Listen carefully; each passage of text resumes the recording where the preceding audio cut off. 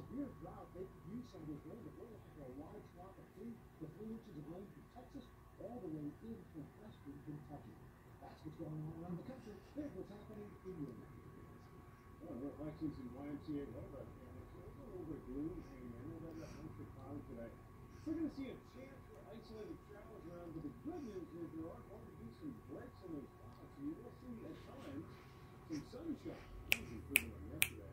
Temperatures still running very mild. We're only a degree shy of our average now, 42 degrees. Highs up in the mid-50s today, so it's flowing well above average level.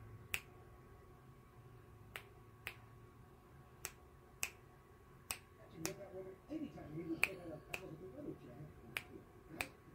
Thank you, Al. Coming up, rare access inside of Jerusalem's holiest site as Christians prepare to celebrate Christmas. Also ahead, a terrifying moment, a stage collapses at a popular music festival. And then a new weapon report warning. We're going to show you how hackers can take advantage of Amazon's new in-home delivery